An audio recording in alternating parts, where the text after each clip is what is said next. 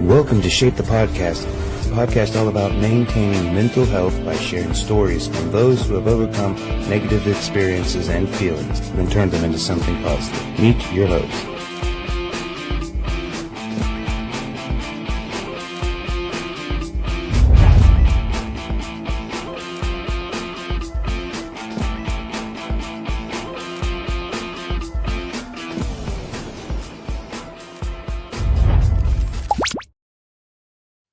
Oh, hey, what's up, everybody?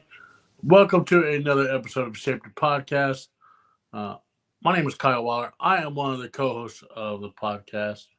My other co-host, Jason Sewell, he is off tonight because him and his wife are out with a couple of their friends, remembering a good friend of theirs that passed this weekend. So, but he'll be back in 2 weeks. So, man, 8 viewers already. This is pretty cool. I'm guessing that a lot of the viewers that are watching right now must be here because of my guest, who I will have on in a few. She had to run her son to her mom's house. But welcome those of you who are brand new to Shape the Podcast. This podcast is all about sharing hope and positive energy. It's a podcast based on stories of people who have been through some negative stuff in their life, whether that be addiction, suicide, dealing with the loss of loved ones. It's, as I like to say, it's all about progress, not perfection. On a lot of my podcasts, the people that have been on there, they are still dealing with mental health. Mental health never goes away. It's always there. But I create this podcast as a forefront, as a community for people to come on and share their stories, and have some of that, that closure, I guess you would say. And I'm excited about this guest, Mallory Smith. Her father-in-law, Gary, is the one that she suggested to me that she come on and share her story, and I'll have her on in a little while. I see you got some comments going on. Hello, what's Matt? It's Matt. It's me, Matt. What's going on, sir? I believe I talked to you earlier. And hello, Brittany. How are you? And yes, it is progress, not perfection. Mr. Christopher Hall, welcome, sir. Glad to see you, man. That's that guy right there, which you guys can't see him, but this guy, he is a great guy. He's a pillar in the British community because I am part of the British community. So that's just another way for me to outreach. But yeah, I cannot wait for tonight's podcast. So, I'll tell you, it's been a long 2 weeks. If you missed my past guest, Mr. Eli Ernest, you can go back and watch that on our YouTube channel, which I see a lot of you are on the YouTube right now, which is awesome. If you could, hit that like and subscribe button for me, and spread the love. You know what I'm saying? Like let's get that YouTube channel up more. So, but I'm doing great, Brittany Cole. Thank you for asking. So I always like to give a disclaimer before each podcast, and I think I should do that tonight. This podcast is not based on religion. It is not based on any 12 steps of any type of program. But sometimes in these podcasts, religion is talked about. 12-step programs are talked about. So those of you who might get offended by religion or might get offended by hearing, maybe 12 steps of AA or NA or any type of addiction, if you want to turn the podcast off, you can. But if you don't, then it's okay. We'll all get through this together. So I'm just waiting on Mallory to pop in. And as soon as she pops in, she's pulling in her neighborhood right now. So, yeah. So how's everybody? What's up, Joshua Ricks? How are you, sir? So how has everybody been this week? Like, what's been going on in your guys' lives? I know Mr. Christopher Hall has been busy planning beard competitions. Uh, that man never sleeps. And if he does sleep, it might be for like 5 minutes, but he never sleeps because he's all about doing positive things. Um, those of you who don't know anything about the bearding community, um, it is a community of like minded individuals who love facial hair and who have facial hair. Um, what we do is we get together and we raise money for charity through beard mustache competitions. Um, 100% of the proceeds raised go to um, individual charities throughout the U.S., mostly local charities. So cancer, children's, animals, charities of that nature. Which my partner, Jason, is actually a owner of a beard oil company called Lucky Boy Beard Co. And those of you who are interested, I'll just go ahead and pull this up while we're waiting on Mallory to get in. Um, this right here is a beard oil that was designed by not only Lucky Boy Beard Co., but Shape the Podcast, myself. And it is a beard oil that helps in mental health. Um, it's really awesome. It smells great. It's got a nice, soft scent. But the beautiful thing about that beard oil is that if you buy it, you can use Shape 20 and save some money. So you'll save 20%. Plus, um, you will have $5 from every single bottle go to a mental health based charity. Um, so that's a plus. You're helping your mental health and you're helping mental health. So, man, Matt is planning a wedding. Wow. Well, congratulations, sir. Uh, Weddings are fun to plan. And I can tell you right now, my wife did all the planning for ours. Okay. Um, I suggested that I want to get married at a distillery, and we made that happen, or she made that happen. I'm not the planner type. I don't do any of that. But well, yeah. So yeah, congratulations on that. How's Brittany? What are you up to? What's going on, Josh? What are you guys up to tonight? Anything fun? Or are you just sitting here watching me ramble? Like this is when I miss my co-host because we would be like chopping it up, talking about this or that.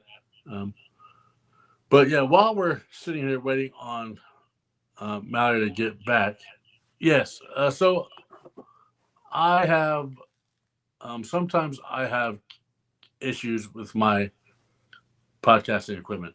So I have my phone and I have the iPad that I'm using. So I do apologize about that echo. Um, Hopefully, I won't lose anything.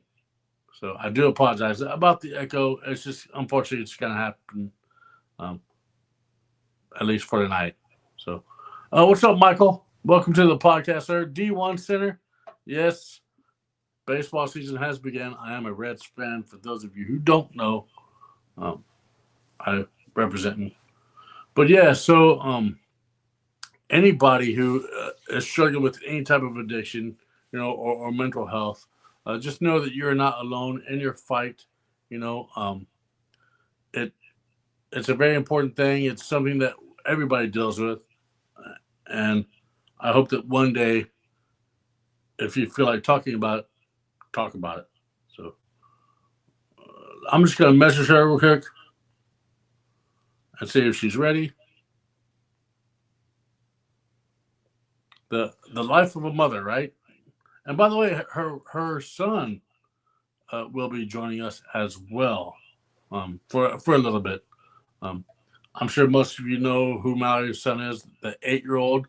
Um, but yeah, he's gonna be coming on, and he might say hi. I'm not sure how much he's gonna talk about, but yeah. Oh, speaking of, let's just go ahead and bring her onto the stage. How about it?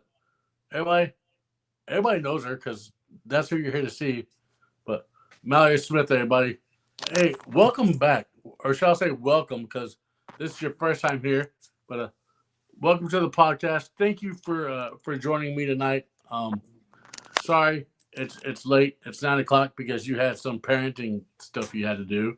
So, and Thank you. all your friends who are watching understand that. So, um, I met you through Gary, and we'll get into that about a little bit. But you know, I have a lot of viewers that don't know who you are. So, if you want to, go ahead and introduce yourself to them, and then we'll just roll right into it. All right. Well, first of all, thank you so much for having me. It means so much to me to be here. Um, I am Mallory Smith. I am the ex-wife of Tyler Smith. As many people know him as Tyler Hates Life. We had um, two boys together, but in total we always said that we had five babies. We have two older Yeah, girls. We have Bree and Selena. Our oldest Bree is actually expecting twins in October. Selena is 18. And then we have Wyatt. Wyatt was 3 when Tyler and I got together. And then we have Eli and Garrett together.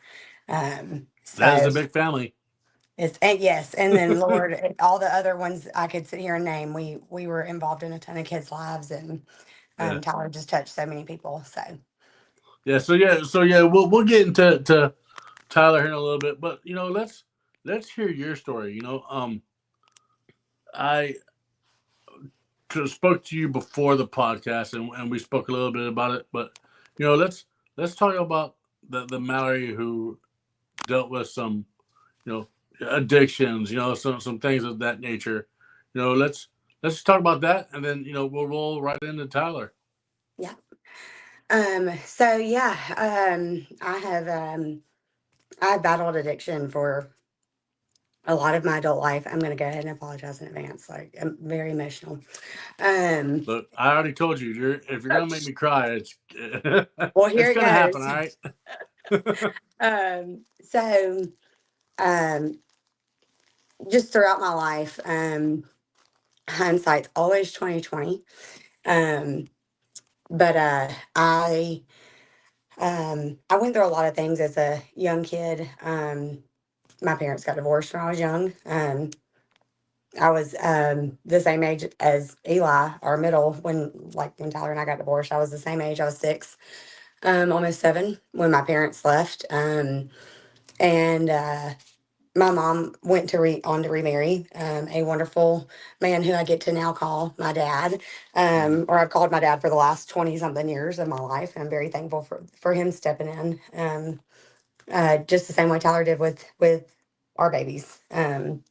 So um, just throughout a lot of my life, several events happened, in terms of like there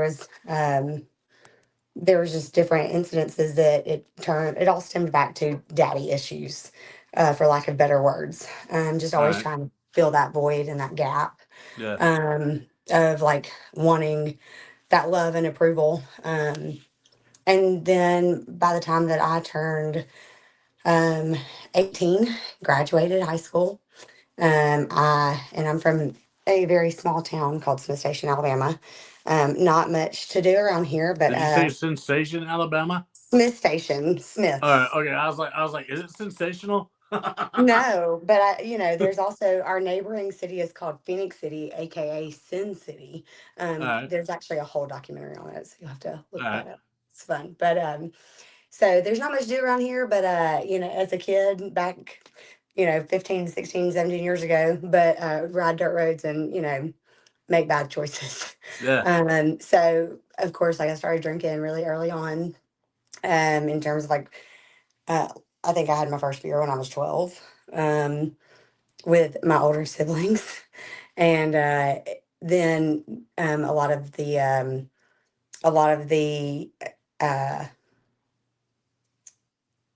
needing acceptance and validation from every man, or even like friends, like my friend choices. I would chameleon into what I thought that they wanted me to be, and I didn't really know who I was at all Yeah. for many years. For over a decade. starting at around age 15 or so is where it was very prominent.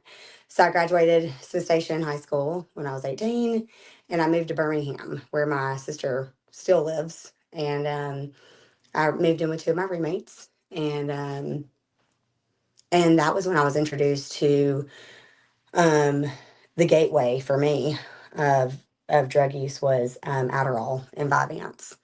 Um, and so I started taking that, and I didn't understand addiction. I thought that was like that was never, because I didn't grow up in it and around it. Yeah.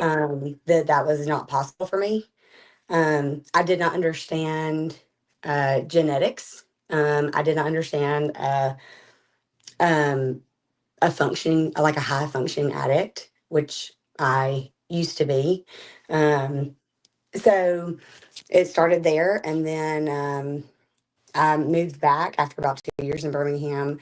I got pregnant with my first son at age 21 with Wyatt. And when the day he turned one, so October 7th of 2015, he turned one. That very morning, I woke up to the news that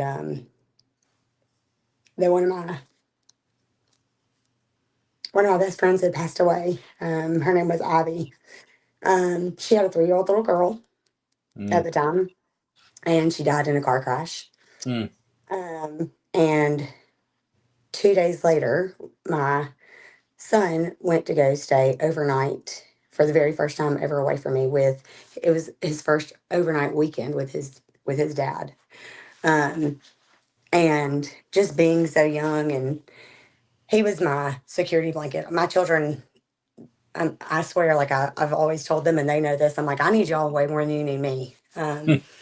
I'm not a hoverboard mom, but I really cling to them. They're just I've only really known single motherhood for a long time, um, so they are just my why, my reason.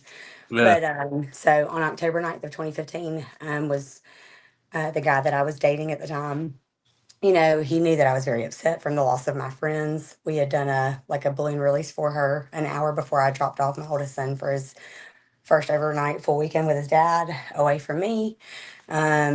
And so by the time that I got home and with the boyfriend that I was with at the time, I was just done, like emotionally spent. Mm-hmm. And, you know, most rational people, I do believe, would be like, hey, let's go watch a movie or let's go get some dinner. Yeah. And, um, and that was the first introduction to, hard drugs. He was like, let's go get some cocaine. And at that point, I didn't want to feel anything because I was just hurting so bad. Just putting It's my a weight in. it's a hell of a drug, cocaine. Yeah, it is. Watching just, and for the record, all my boys have real, like Wyatt's dad is really amazing. He's a great dad. It was nothing against him. It's just the bond of a young mom and her baby. Just when I put him in that car seat, I swore, like in my mind, I was like, I just feel like I'm never going to see him again. And there Yeah. was no reason for it, but it was just very emotional. I didn't know how to place my emotions. So at that point, I was just like, yeah, okay, whatever. Again, addiction. I mean, I grew up doing the DARE programs in intermediate school, but they don't Yeah. prepare you for things like this. I don't even know. So Do they even teach that anymore? I wonder. they Because do like, Red Ribbon Week because my kids all get to right, dress up for that that's crap. like I shouldn't say crap, but the dress up stuff is I would love to find one of those old you know Dare T-shirts. with the lion mascot. I'm pretty sure I have one. If I do, I'll send you a picture of it. I'm Hey, and pretty sure. by the way, you got some supporters in the chat right now. You got Amanda. All right. Oh, Then you got Rachel. All right. So you got oh, you got a couple of good supporters. And hello Andrew and hello True North. I see you guys. Sorry. Um, I will try to comment when and say hello to you guys, but being focused here. So y'all are appreciate awesome. it. Sorry, I didn't know I could look at that. My bad, guys. So sorry. Yeah, I live I so can. much. It's pretty awesome. Yeah, I Yeah, no, can I was see able like. to pull it up too. I'm learning really fast here. All right, we're getting into this. This was Tyler's thing, not mine. I was behind the camera. No, well, yeah, but now this is your Yeah, thing. thanks, bro. This is your thing. Yeah, But so that was the night that I did drugs for the first time, and it started, recreationally, as everybody calls it. I think yeah, that's the good excuse for it every now. Like that's everybody's allotment to say I'm allowed to do this every now and then. Um, and then slowly, over several months, it became um, cocaine and meth, which a lot of people will call me crazy because I'm like, well, they were the same to me, and they're like, what? So apparently they're not for everybody. I don't know. I cleaned a lot. I was that, and that's where that's where I learned. Okay, I'm high functioning. yeah. The company I was working for, um, nobody ever knew. My family never knew for a while. Um, my mama's always no. But my mother, she always had inclinations that something was going on. Mm-hmm. But I was also the kind of person, dare I say, stubborn, and that you couldn't tell anything to, and was All very right, hard-headed. And if you said left, I went right every single time. all right. Um, so over about a span of a year or so,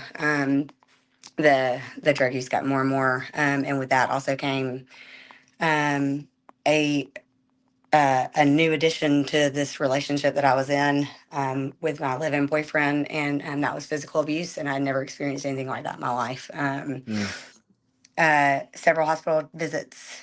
I still have I have TMJ in my jaw on this side where it divots in my bone from getting hit with a dress shoe. mm, Um, uh, Body slammed, you name it, it happened. So, uh, and with that, abuse taught me such a strong understanding um, for domestic violence, and more so than not, it actually happens more to women than it does to men. But the number of domestic violence for men being battered is actually rising so yeah. much. It's really insane, and it's very underrated in terms of people understanding that or recognizing that. But any domestic situation, regardless, it's always accompanied with um, a lot of manipulation, all manipulation. Mm-hmm. Uh, and you don't even realize that you're under this, it felt like a hypnosis spell, if you will, of, Well, yeah, just, because it's like you know the guy will be like, oh, it's okay, it's not gonna happen again. Mhm. I loved you. The three words that we people say to fix things, and then of course you're we've all been naive in those situations, Yeah. and we go back to it. And I just want to say real quick, those of you who are watching, um, thank you. And if you want to share this out, um, that way more people can hear about this, because I believe that her story will help one person. And if you're struggling with any type of domestic violence or anything like that, please reach out for help. Please talk. Because it's better than you being 6 feet under. Then I prefer you 6 feet above. So I just wanted to put that out there for a while. So Yeah. And if you do know somebody that's struggling in that area, don't ask them why they stay. yeah, Hopefully, just that little bit that I just yeah. shared in terms of like why they stay, you can't even explain it. It's It's just really it, it's difficult. it's an addiction. Yeah, Yeah, it's just it like is an everything addiction else. in and of itself for sure. Because on top of all of that, with the real addiction and then being addicted to a person with the void of needing to feel, my inner child that I was still so young. I was 21, 22 years old. And so, um, it was actually Thanksgiving of 2015, I believe. So I'm sorry, 2016. So now we full circled into a year and some months of me using drugs. Mm, And and being very high functioning, never missed a beat, worked all the way through. Um, we had my ex-boyfriend, and boyfriend at the time, whatever. He had two children. We were very involved in their lives. Like we actually had full custody of them through that, and we were both Yeah. high functioning addicts, and nobody knew. Um, and we were the soccer parents on Saturday, and Wyatt was really little, and um, dance mom because it was a boy and a girl, and um, so Thanksgiving of 2016, I was dope sick. I Hmm. was I we had probably been on a 2 or 3 day binger of cocaine and meth and beating the absolute crap out of each other, left and right. I think he broke his hand during that time from punching a wall. And I missed my first Thanksgiving with my family, and because I couldn't get out of bed. Um, and we did not have his kids, and I mustered up the strength to drive uh, Wyatt to meet his grandfather at Home Depot and drop him off, and went straight back Hmm. home. Said I was sick, and kept telling my parents I didn't feel good, told them I had food poisoning or something like that. Fast forward, it was probably May at this point of 20, yeah, 20, it was April of 2017. Still more drugs, all that fun stuff. And I had linked up with some people. I was running a business called It Works. It was a big hot commodity back then of like basically marketing and online sales, for weight loss. Yeah, like a pyramid scheme. It didn't work, by the Yeah. way. Yeah. um, but through that, I connected with some friends that I had gone to school with, and they had kids about my kids' age, and so we started hanging out. And there was this one girl, in particular, that started to recognize that would have bruises on my neck and my arms. I'm in black and blue bruises. It is March, April, and May, and I'm wearing long sleeves. Why? Yeah. Like, cue the Dixie Chick song. It was really rough. And so she actually reached out to my mom because our moms work together in the school system, and they her and my mother, and my family members kind of came together and did a impromptu, uh, quick, we got to get Mallory here somehow to the house. And so my Yeah. mom asked me to go get her some vinyl, um, and I was very high, and was making every excuse to not go there. But she made a big point that she needed this vinyl to do a job. She used to make shirts and stuff. So I was like, Hmm. okay. So I go pick up this vinyl, and I called one of my longtime best friends. I called Christy Bass, and I said, Christy, I need you to not ask me any questions. I need you to, she's that kind of friend. She always has been. I was like, I need you to drop what you're doing and meet me, and I need you to drive me to my mom's house. I can't drive. I don't feel good. And Christy had no idea. And she had been my friend for several years at this time. She had Yeah. no idea about my drug use. And so we were driving from my house to my mother's to take this vinyl, and Christy had no idea that she was driving me straight into uh Intervention. yeah, an intervention. And so we were making the second to last turn to go onto my parents' road, and I looked at Christy and I said, I need you to pull over. I'm about to throw up. And I also need to tell you, I'm really high on cocaine right now, and I've been using it for about a year and a half. And she was like, what in the world? And so she pulled over. I threw up, partially because of nerves. And so pull up, or Christy pulls up into my parents' driveway, and she goes, I don't know, because I looked and I was like, I know whose cars those are. It's fine. I know what's happening. And I was really calm about it, actually. And I was normally a fly off the handle kind of person up until like just a couple years ago. um, and so I was like, "Yep, I know what's happening. It's fine. Just get out of the car with me. Come on."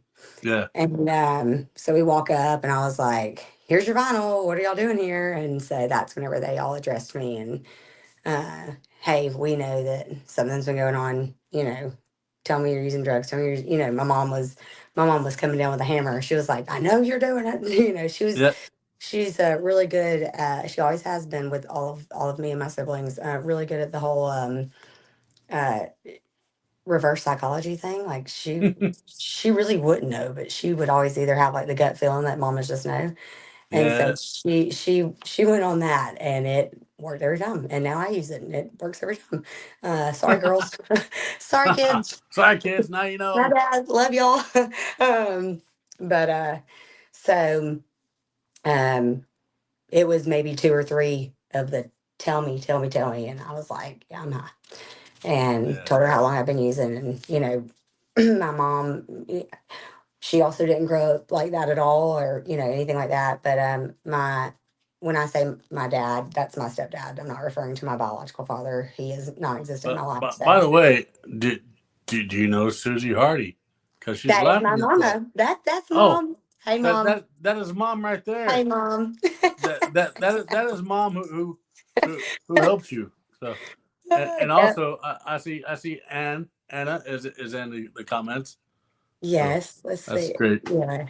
But Oh, I love them. But yep, Susie's mom. Hey mom. All right, I'm saying you were right, so that's fine. She's gonna love that. Um, but so my mom not having dealt with any of that, and then my dad Troy, he also grew up very different than my mom did. It's kind of like me and Tyler.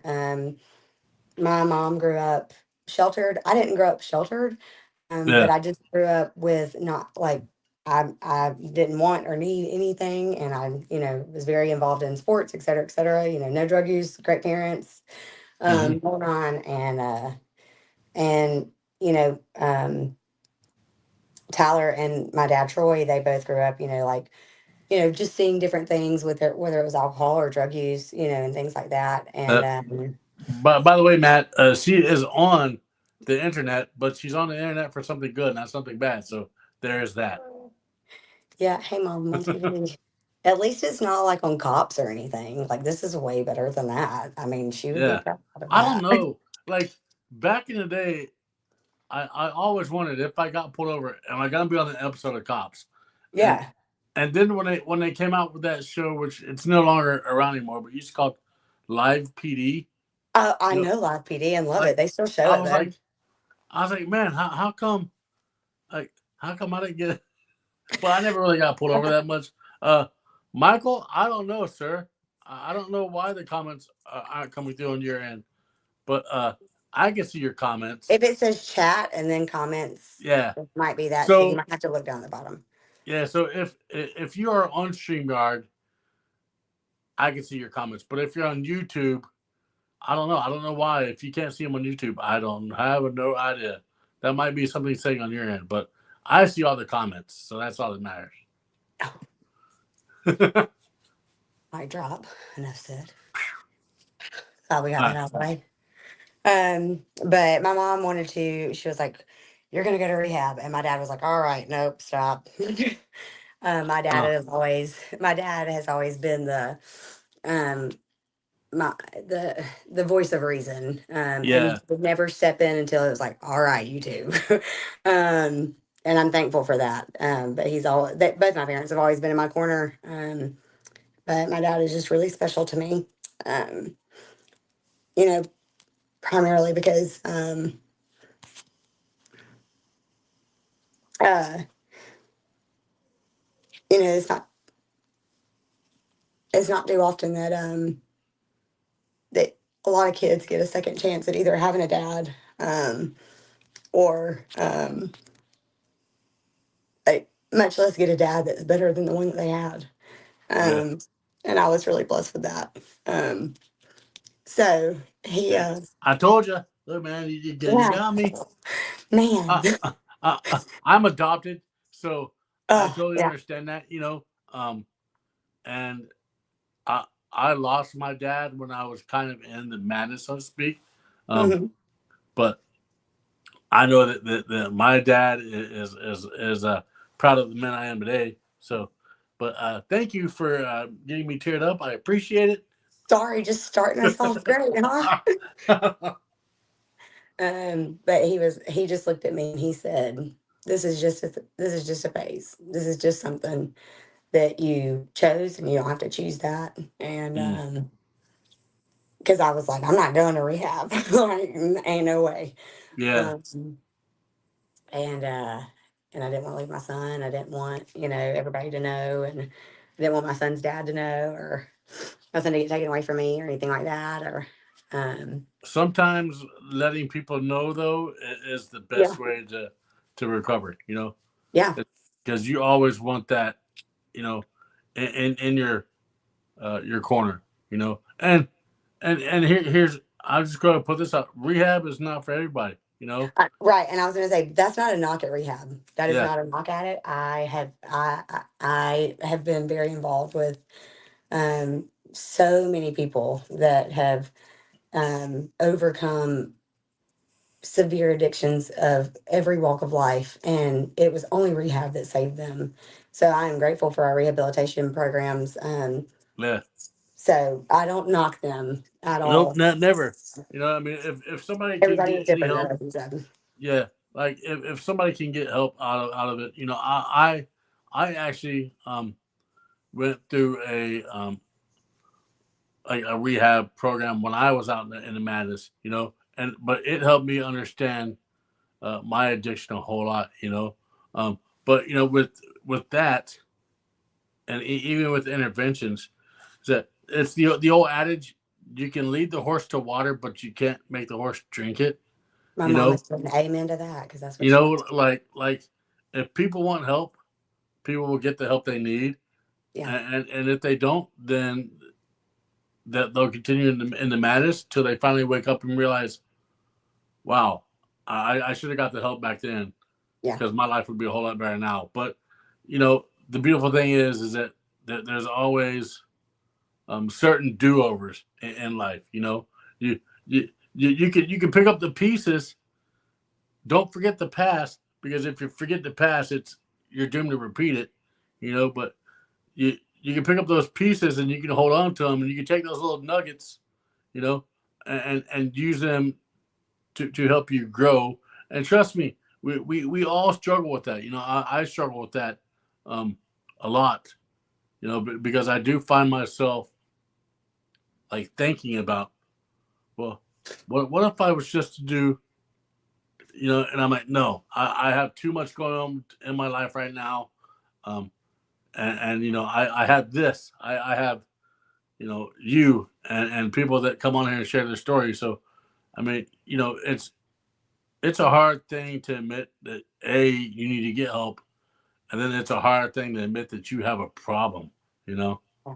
that's the first step of changing is admitting. You know, Yes, it is. And it's so true about not forgetting your past, and that's such a big key point for me. yeah, Um, because so after that, basically I detoxed in my bedroom and um, never went. I didn't go back to the boyfriend, my friend Christy Bass and her husband Chris. They literally got a trailer and a truck and went and packed up all my stuff and brought it back. And yeah, so um, I went. I went to go work at a bar though after this. yeah, And so I moved back in with him, and because I had quit my 9 to 5 job, um, just before the intervention, and I had quit it for about a month, because the addiction was starting to become so real, um, yeah. in my life, and I was becoming late, and it's just, I was slowly like losing the grip that I thought that I had such a good grasp on.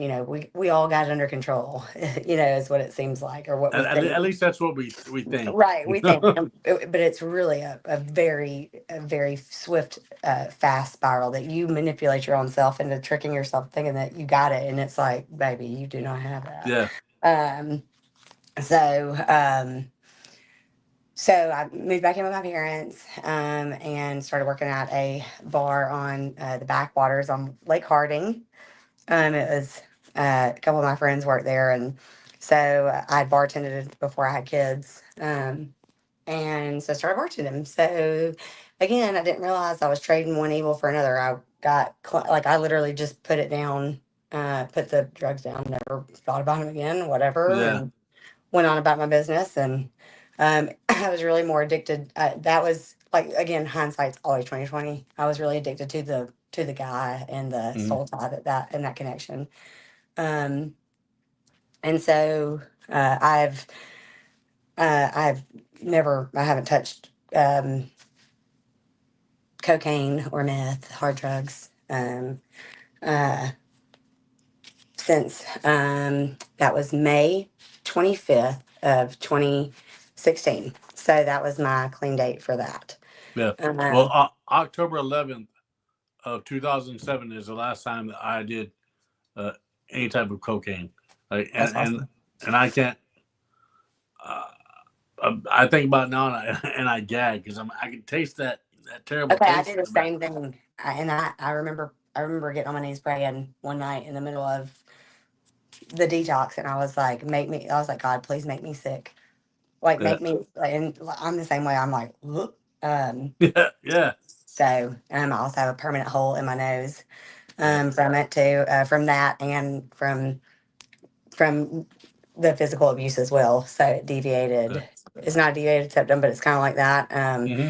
So it's, I also have that as it sucks because my nose, like, when it's really cold, my nose doesn't have anything to stop it from running. So I'm Yeah. like, well, there's my constant reminder. But honestly, I'm the kind of person that sometimes needs that just in your face reminder of, hey, this is what happens when you do this. Yeah. So, so I, but then I started drinking heavily, and just never healing. That was the issue. Like, I didn't know how to heal. I didn't have the tools to do that. That Hmm. was nobody's fault, at all. Like, in terms of like, oh, well, her parents should have. No, I mean, again, I also sucked at communication. I did not know how to use my words, Yeah. or Yeah. express my Me too. feelings. I Yeah. did not like to communicate with my parents one bit. As a matter of Yeah. fact, when I did start using, I did cut ties with my family for a little bit, you know. And so yeah, I completely understand that where you're coming from with that Yeah. situation. And it wasn't even just my parents. Like, I think that came with like our generation. I'm so grateful. And Tyler and I had many conversations about this. Um, I'm so grateful of how outwardly expressive people can be of all ages.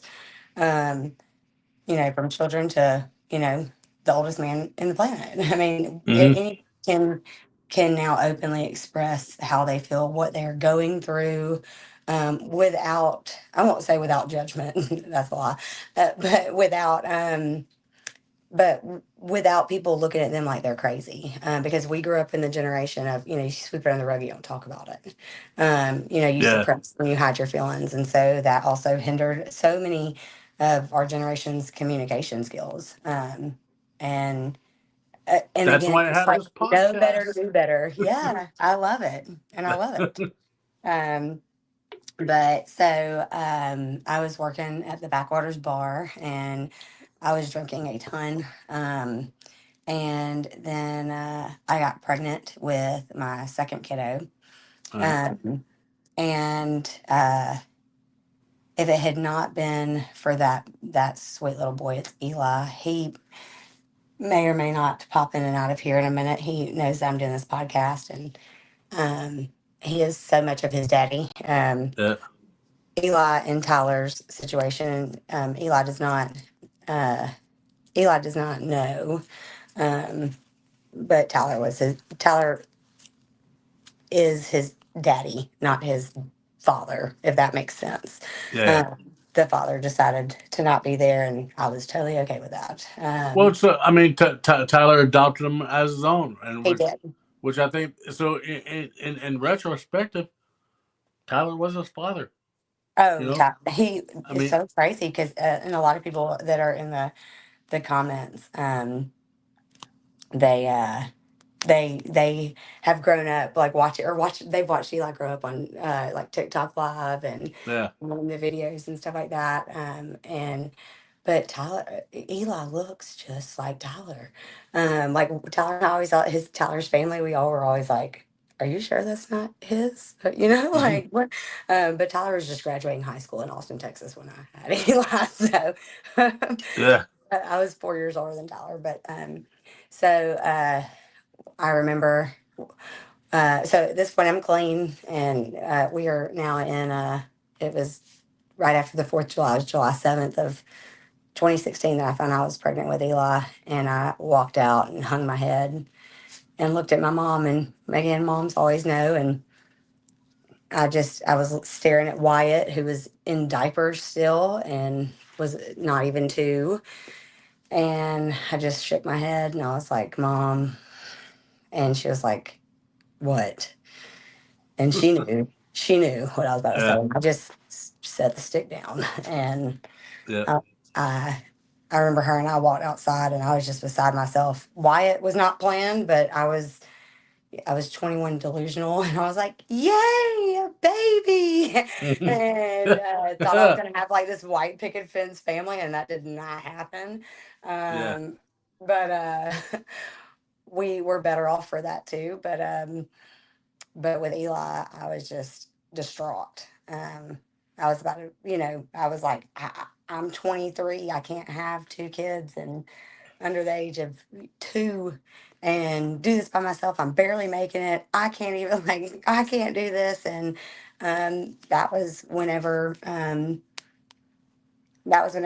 had at that point made the decision that I was going to have an abortion. And I had always been a person that said, like that was like people that abort children should go straight to hell. But honestly, I have a whole different retrospect for that. Yeah. I because I think that the biggest thing that most people will hear about babies being aborted is, if you laid down to make it, then you need to take care of it. Okay, where you signed up to adopt is my first question. I'm adopted. Yep. But there's so many people that are willing to throw that finger of judgment, and Yeah. but they're not willing to also lend out the other hand to help and say, but I'll Well, help and, you and with that's true. And until you really know what that person is really going through, yeah, you yeah, can't say anything.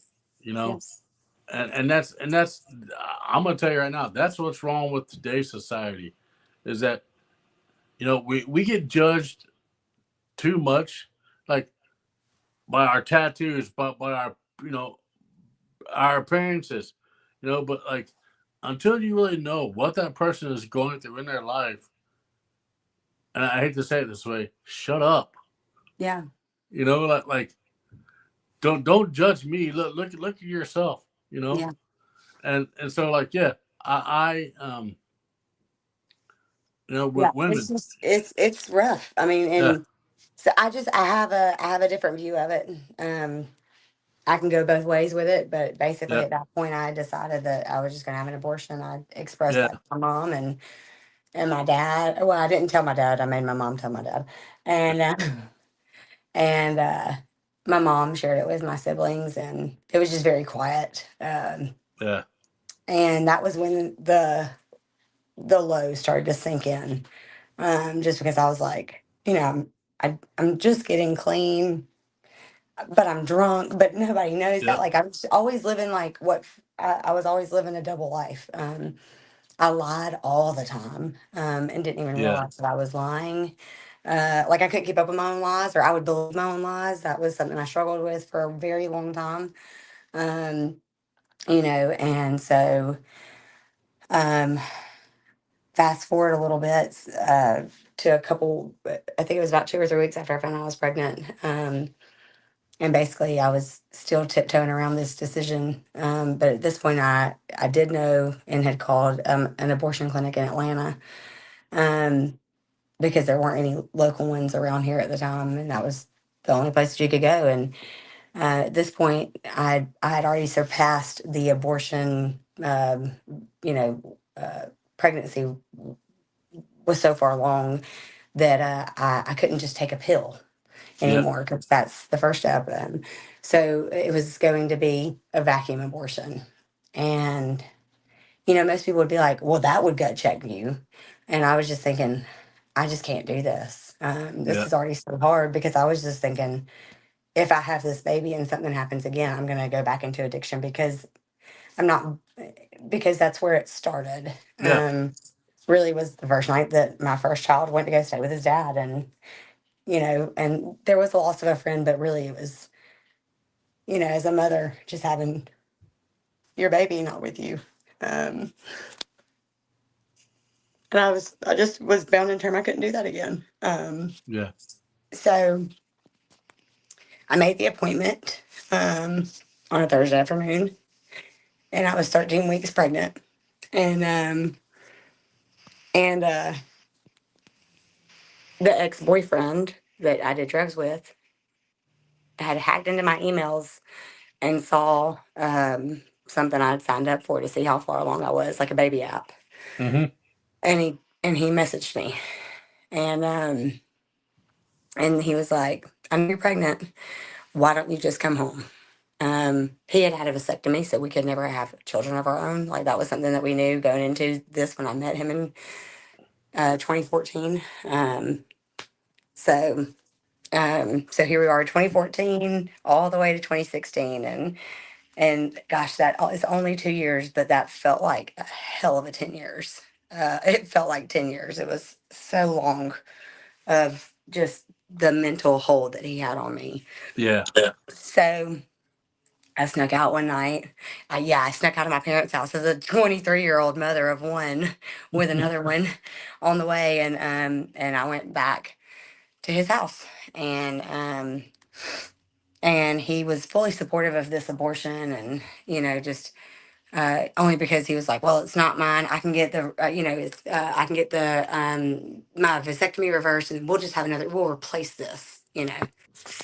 And I was so stupid that I was like, okay.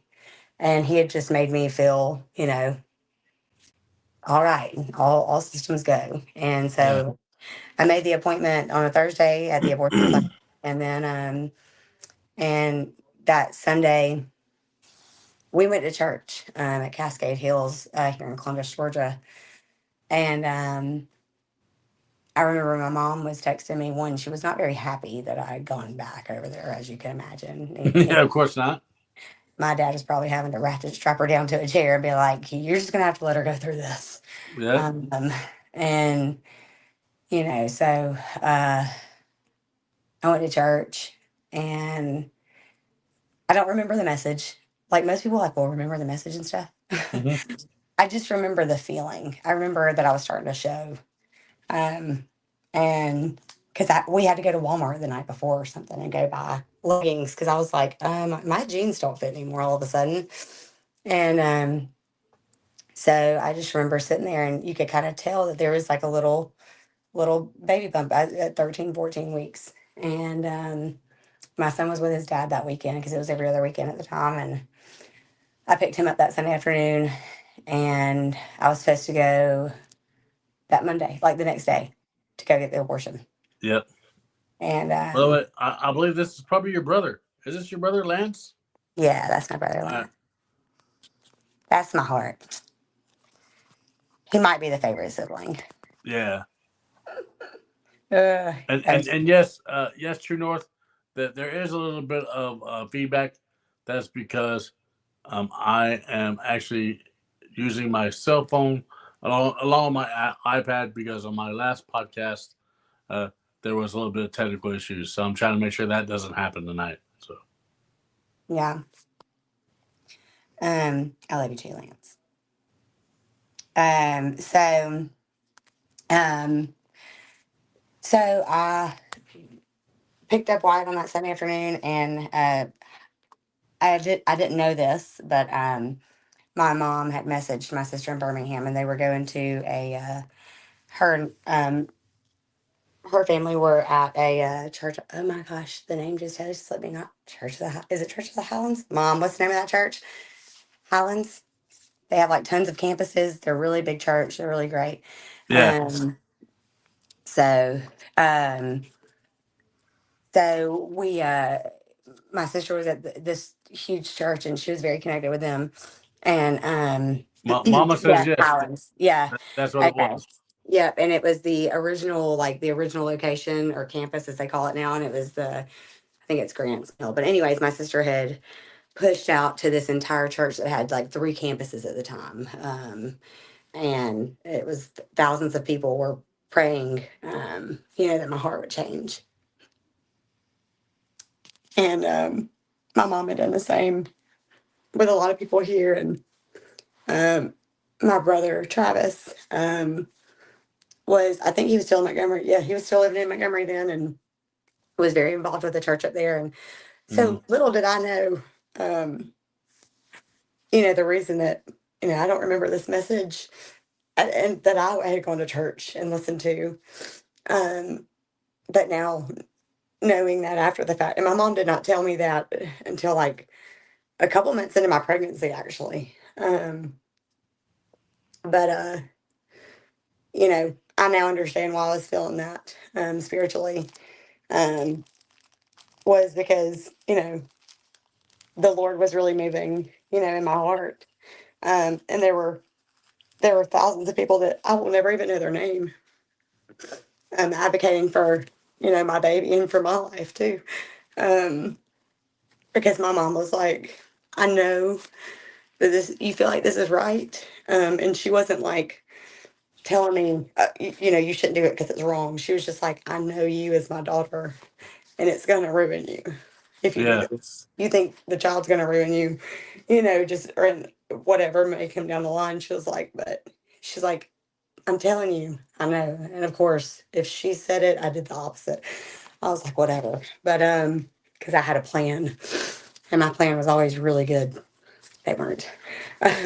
But Obviously, your plans were not that great. no, but I really thought I had it figured out. Yeah. Um, so I picked up Wyatt that Sunday afternoon after church. I'm just really emotional, but I'm suppressing because that's what I was really good at, like pro OG suppressor.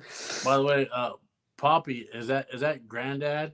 That's my dad. That's your dad, But my kid, but that's his granddad name, and so Poppy. So what's they they're no longer mom and dad. They're Nani and Poppy. Like Nani and even Poppy? us Okay. kids, we call them Well, that because our kids call them my that. my mom is Gigi Thanks, and Poppy. my dad is Poppy. So Oh, yeah, I love that. yeah. Yeah, he is Poppy, and Poppy is the favorite. Nani is, Nani spoils them, and there are there's 10 grandkids. Yeah. Mm-mm. I'm not. The heck? There's Oh probably no, more than there's a that. bunch of them. Six. Garrett was 6. 7 was Conrad. L was 8. Yeah, there's 8. I don't know. Maybe we got some more on the. Bree and Selena are 10. So yeah, Yeah. whatever. There's a bunch of them. All whatever. Anyhow, so but I woke up that Monday morning. I was still at my boyfriend, the drug one. I was still at his house, and I'd gotten Wyatt back, and Wyatt was so excited to see him, and because he was a kid, he just didn't know. He'd been around him since he was 6 months old. At this point, he's a year and a half, and he was just whatever. Wyatt was also nonverbal until he was 2. Um, I think now looking back. By the way, my mother has a doctorate degree in education, and I have worked with kids and taught school and all that for a couple years, and so it wasn't that we didn't know how to teach them, and I talked a ton back then. Normally on the phone, Wyatt would always sit in the back seat and act like he was on a cell phone because I was always on my phone. Um, but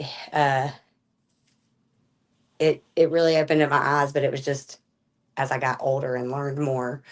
Wyatt regressed in his speech because of just the trauma. He would stand in between me and the guy I was with Mm. when we would argue. And honestly, he probably Wyatt did save my life several times um, because Blake would never hit me in front of him.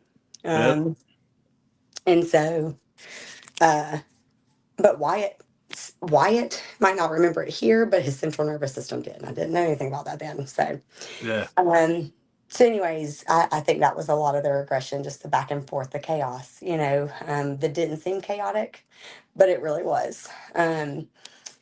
So Wyatt only said a couple words, and mainly it was like up cup, and he could say non. He was going to non's house. I go. He could say that he's going to Nani and Poppy non, and I go okay. And he could say mama and cup. So of course my 16-month-old did not know that I was pregnant. That was not it was not some exciting sharing news. Yeah. And I was supposed to drop him off to his nanny and Poppy that Monday. And when I woke up, I physically, literally could not get out of bed. It felt like I was chained to the bed, like something was holding me down.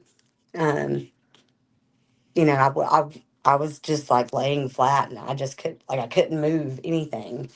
It was almost like my body was like paralyzed from the neck down. And Wyatt hopped up in the bed, and he always had this little accent. We actually just, me and my mom and my dad, we watched a video of it the other day, and it was Wyatt knees is what we called it, because only we could understand him perfectly. But he climbed up there, and he was looking for he was looking for my phone. We're both just kind of waking up, um and I'm kind of freaking out because I'm like, I literally can't move out of this bed.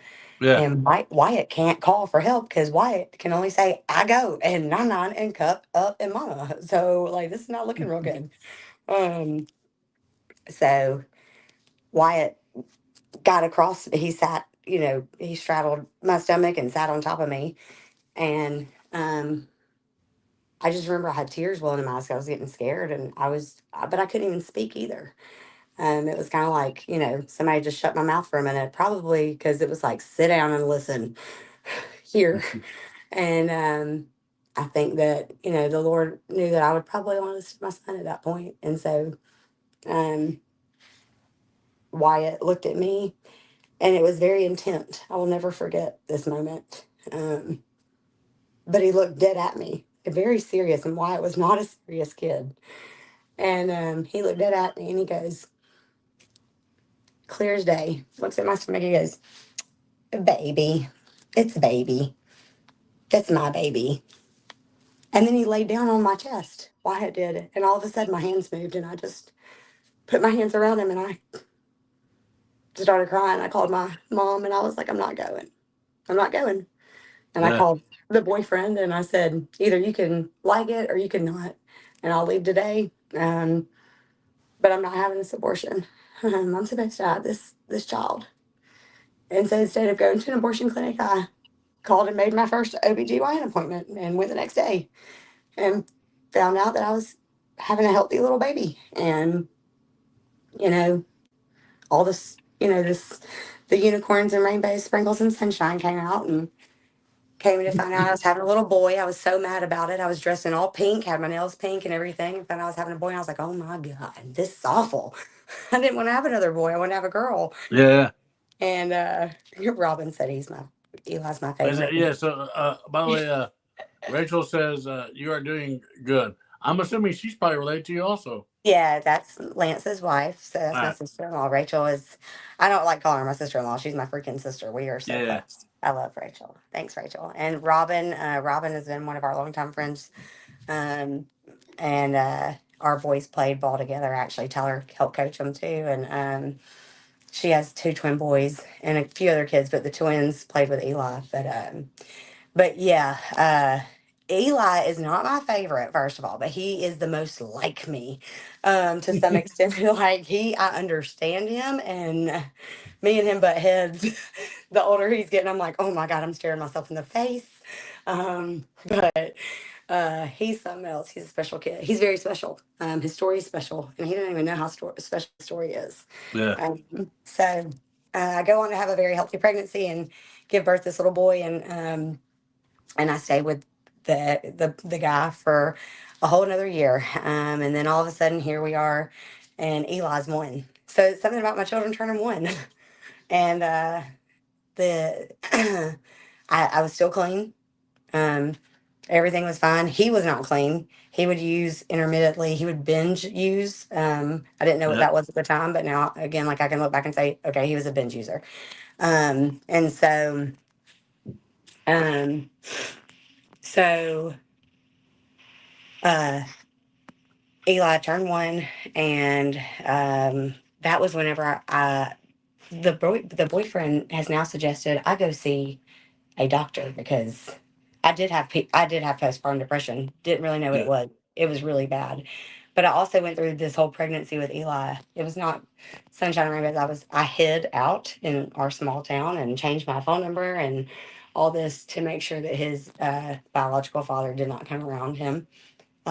Because in the state of Alabama, you had to be at least 2 years old. After a child is 2 years old, then the parent loses any and all legal rights. So for 2 years, I came off of for almost 3 years, I came off of all social media. Mm. I was very isolated. It was very dark. I couldn't share this joy that I did. I got to do all these things with my first son,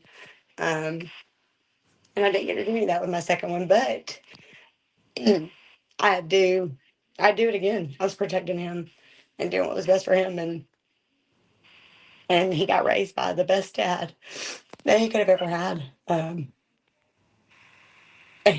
And for him to look so much like Tyler, God, now he acts like him too. Lord help, it's so funny. Yeah. Um, So let's speak on that. yeah, So where did you and Tyler meet at? yeah. I So mean, I'm assuming at church. yeah, we did actually. Definitely not. I don't think a bar, but yeah. No, we actually met at church, which everybody's like, you met him at church because I was like, first of all, they're probably shocked that I was in church, Yeah. It, it because happens. I left the dude, right after Eli turned 1, and so I was getting life back together again, putting all these pieces together. Yeah. And so I'd been heavily involved um, at a church. It was a very close knit group of people. They're no longer open, but like the church shut down Yeah. back in 21, I believe. But uh, it was actually like the Misfits. Hmm. A lot of people that had dealt with addiction went there that were, they had the tattoos. There was one guy, and he had dreadlocks, like, oh, white dude, he had dreadlocks and everybody was tatted up. I was not tatted at all like this. I had like 3 of them that you couldn't even see. Um, but we were just such a close knit community. And so I was going there with Wyatt and Eli. And like I said, I've been plugged in there heavily for 6 to 8 months or so. And um, it was in January of 2019. And this tall, skinny dude with a black hat on, a black jacket, a black shirt, and black I skinny jeans with black Vans. Stephanie said it was Tyler's Hawaiian shirt that got you hooked. It was Tyler's. No, he did not start wearing it. So Stephanie actually she was doing all of our merch. Uh, Stephanie is, bless her heart. She has her and her husband and her family. Tyler wrote a song for one of her girls, but Stephanie is our heartbeat. Like I love you. But no, it and, wasn't the and Hawaiian by the shirts. way, Those didn't come till a uh, year into the marriage. I didn't know about th- Hawaiian there's shirts. nothing wrong with a good Hawaiian T-shirt. Just saying. Oh, Tyler had tacos and flying cats, Yes, and I I mean, like it. Tyler was a character for sure. Um, which what makes him so easy to miss. He was one of a kind, Yeah. but he walked in. So this was pre Hawaiian shirt Tyler, um, and he was in all black, very dark. You could feel like a heaviness, but you also sensed this very special. Um, like whenever he walked into a room, it wasn't like he commanded attention. Like Yeah. it wasn't like that, but there was just something about him, and you knew that it was special. You knew Hmm. that he carried a light with him, even though he was dressed in all black. um, and we had it. I was on the prayer team at the church, and we had a rule. Girls only pray with girls, and the guys only pray with guys. And You totally broke that rule, didn't you? did. But I asked permission first from my pastor, and he said yes. And he said I like walked over to him, because I was also the one. I was like, I ain't dating nobody. Like, this is not. I'm done. But I'm done. you broke that rule because you had an ulterior motive. No, actually, no, I didn't. I really didn't. I like whenever he walked in, I didn't look at him twice. I was like, all right, cool. Like, come on, find a seat. We're all struggled, depressed, and broken here. You're in the right spot. Yep. And one of our closest friends, Josiah, um, he's also a musician. He brought him. He brought Tyler, Hmm. because they had met in downtown Columbus doing some music stuff, whatever. So I remember I looked at my pastor and I was like, I need to pray for him. And he goes, okay, because he understood that if I said something like that, or and he could feel the spirit moving, then he Yeah. understood that that was what I need to do. And I just remember Tyler was standing by this black pole that was in the middle of our sanctuary, because it was not a church, it was in a shopping center. Yeah. Yeah. And he was leaned up against this pole and head down, but I knew he was emotional, and I just walked up behind him and put my hand on his shoulder. And I don't remember everything I said, because it wasn't for me, it was for him. But I just remember saying, everything you're going through, um, your burden is being lifted. Hmm. And um, and I said, and even though you're in all black, um, your light is so bright. And I hope that you recognize what you carry. And I walked off, and I never thought twice about it, because that was, you know, I had one job. I was being a vessel to deliver a message, and that's what I did. And Yep. Tyler did not know it was me, because I was behind him. He just knew my voice, or heard my voice. And so somehow, over the next couple months, that same Sunday, we would have after church. It was called home church, and there were 3 homes, and everybody was assigned to a home, and we'd all go have potluck after church. Hmm. And so we were with Doug and Trace Winters. They were also the ones that got Trace Winters. Uh, she signed and notarized the adoption birth certificate paperwork for Eli, for when Tyler adopted Eli. So, they've always been really special to us. They did our marriage counseling and all that. Anyways, so we were at their house, and because that's where we all our group. So did you arrange for you guys to be in the same little No, I didn't. group? So Josiah, who Tyler was with coming to church, Josiah was on our home group, because we were all kind of the younger crowd. It And was so, it was Josiah that did it. no, it That little wasn't. that little devil. It wasn't actually. It was we had Jim Ricks and Debbie Boone, which I have known them since I was really little, from my biological dad. and Hmm. um and Mr. Jim, he picked on everybody, and I still love them dearly. But Jim started at home church and at lunch, and he was like, "Hey, she's single," and I was like, "Jim, Mm. no." And I was like, "Hi." I'm like, can I hide under any corner right now? Just because I had so much trauma from everything I had been through, I was not Yes. interested at all in this. And um, a couple of more Sundays come by, and Tyler continues to come and show up, and we, hey, what's up, cordial, whatever. Again, I am not interested. Well, it was Hmm. baptism Sunday, and uh, a lot of people are getting baptized, and I was there to hand towels, and somehow I had a whole bunch of clothes in the back of my car. I think I was about to go donate them or something, and people were impromptu getting baptized, and I ran out of my car and came back in. And I remember that Sunday, though, Tyler kept making eye contact with me, and I'm like, what is he looking at me for? Like, um, and I was Be like, gone, "Watch, don't devil. do it, don't do it. You don't want this." And so I remember we were all like, church had obviously gone well over, because of baptism and spirit was flowing XYZ. And Yeah. so we're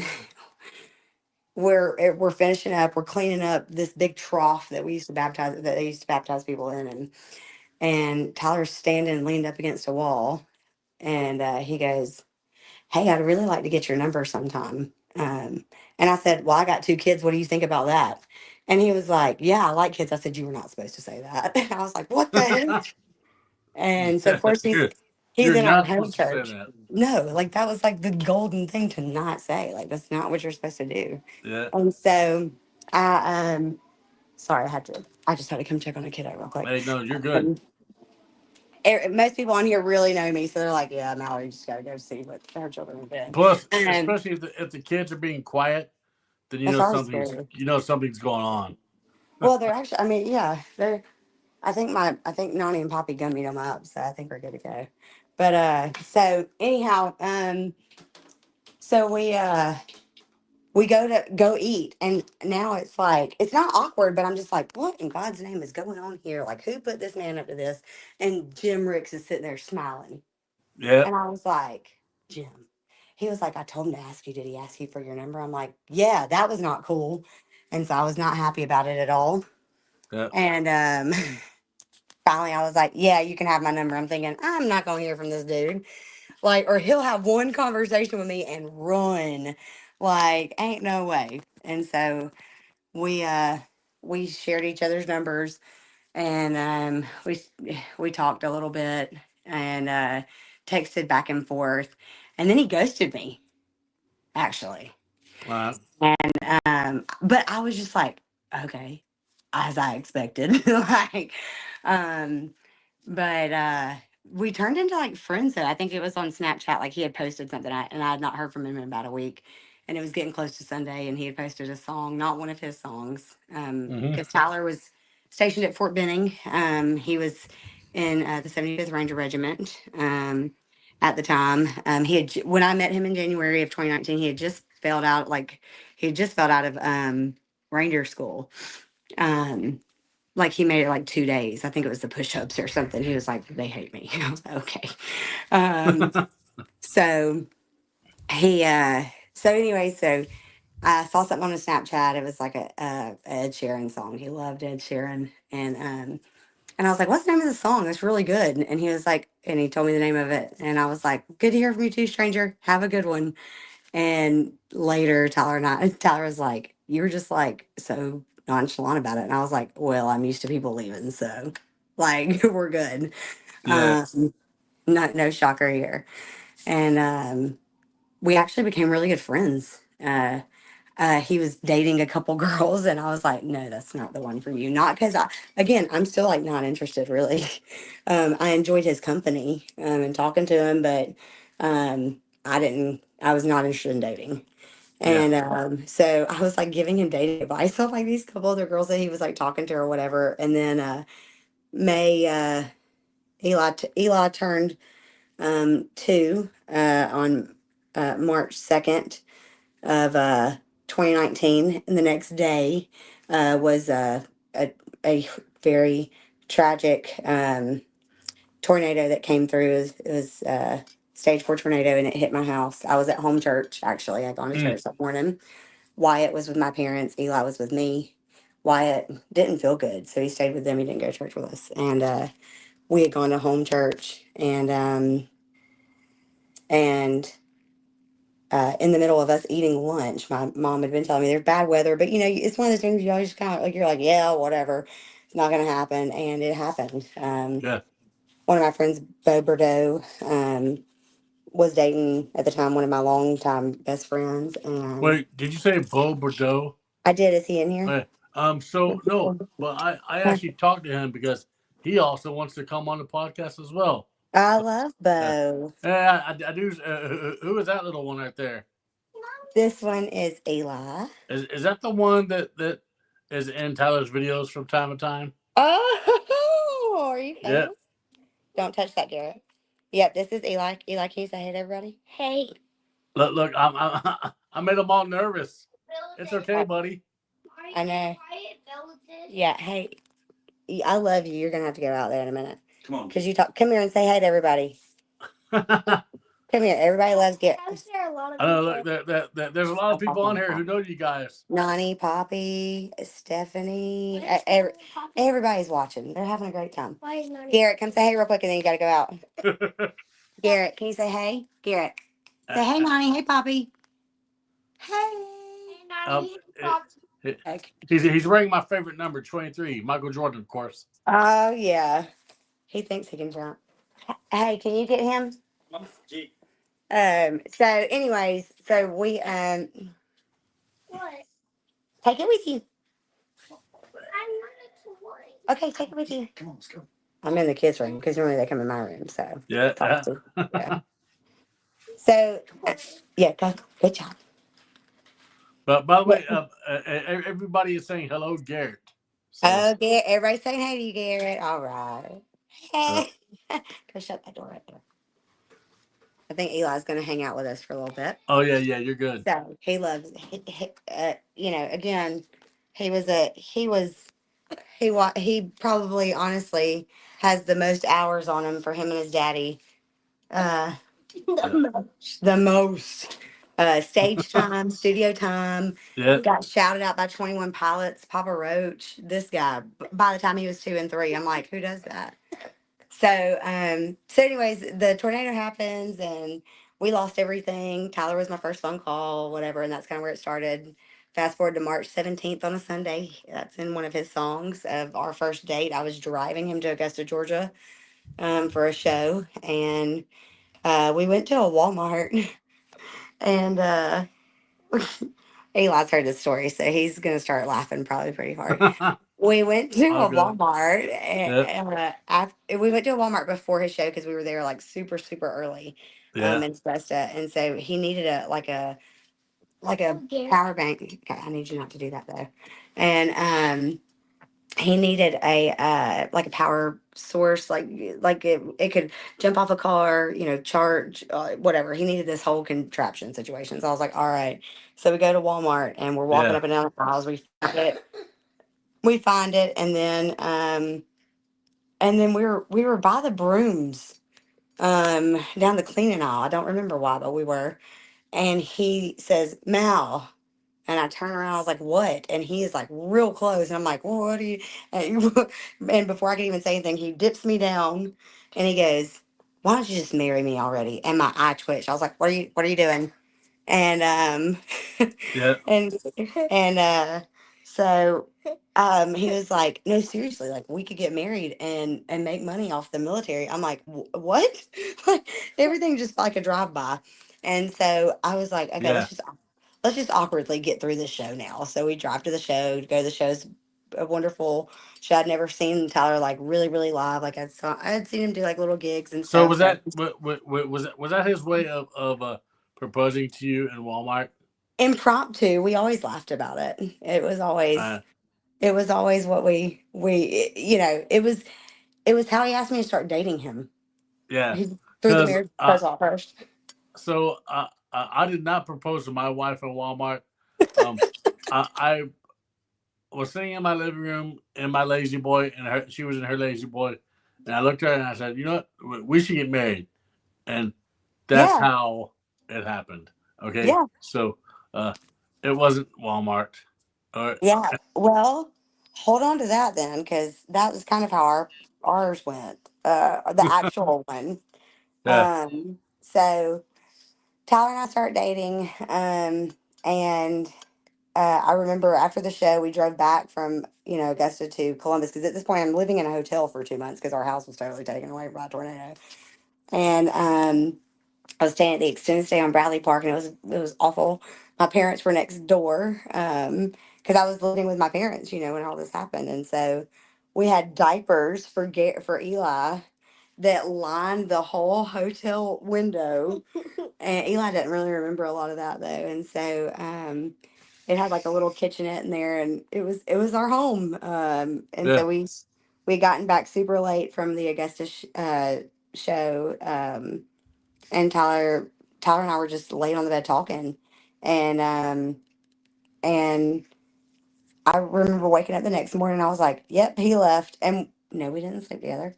Um, it was just kind of like what, like again, I'm just used to everybody leaving, and I'm thinking, yeah, he didn't mean anything he said, and I'll go to get out of bed, and he was laying down on the floor because he didn't want to be disrespectful, and so I stepped on him.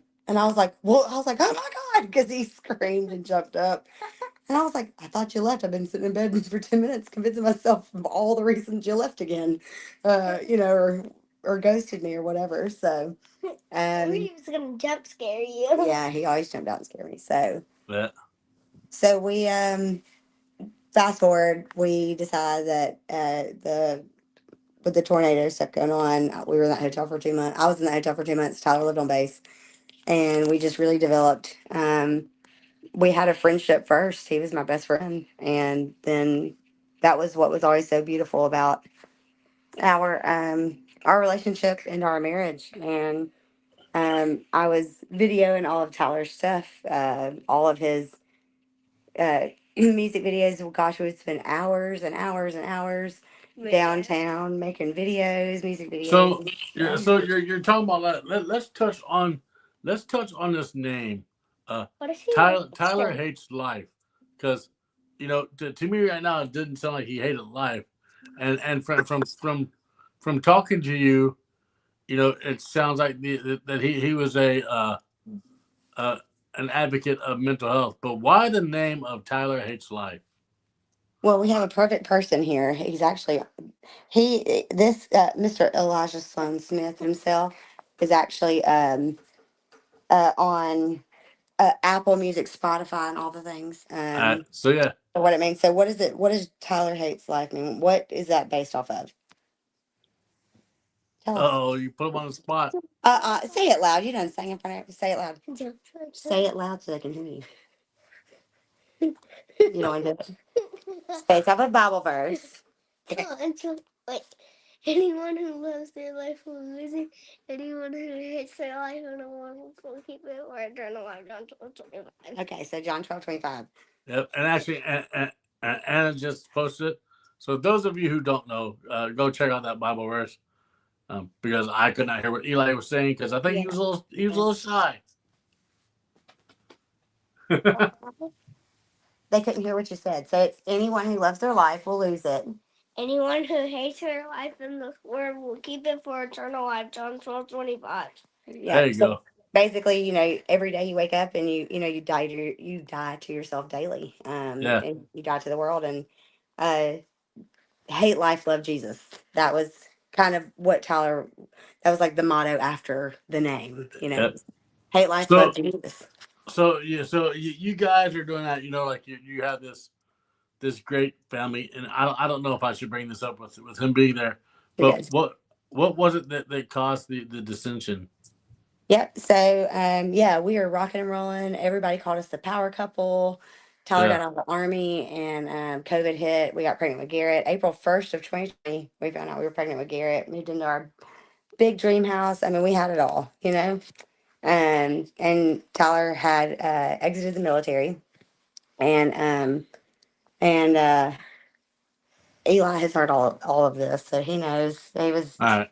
So Tyler was very big on accountability, and all darkness is always going to be brought to light, and that has been glued to my brain. I'm thankful for it.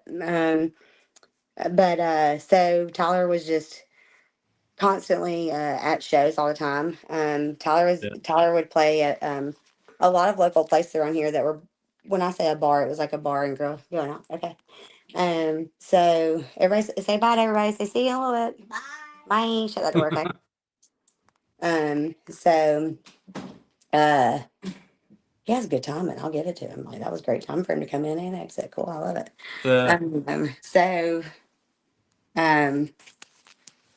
We Tyler and I, he was always at a bar or bar and grill, music, because Tyler's goal was mental health, but it was also just like seeing the people that didn't feel seen. Yeah. Tyler grew up. Tyler grew up with a mom. Her name was Misty, and she battled heavily with addiction. She had Tyler really young at 16 and 17 for his brother Garrett, who our baby Garrett is named after. Mm-hmm. And Tyler's dad, Gary, took them on all by himself and when they were 4 and 2. And so, yeah, Tyler's entire family, his Uncle Steve, who his middle, Tyler Stephen Smith's after Uncle Steve. And it was all hands on deck, but everybody had to work. It was, they lived in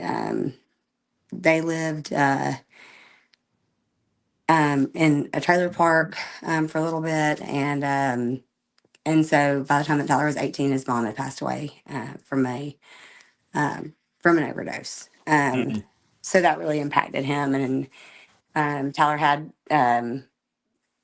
had a few siblings. Garrett is actually Garrett's having his first baby. Him and his soon-to-be wife Jenna, they're having their first baby in May, and they're naming him Tyler Joseph. But he's got a sister named Sydney, another sister Bailey, and two twin brothers, Marcus and Dominic, as well. So they all are very young and lose their mom. And Yeah. Tyler, so Tyler just battled a lot throughout his whole life, and so that's why he chose to play in these places. That's how nine times most of the people that are here, that's how they met us. Met Tyler, came to see Yeah. Tyler. He was very accessible.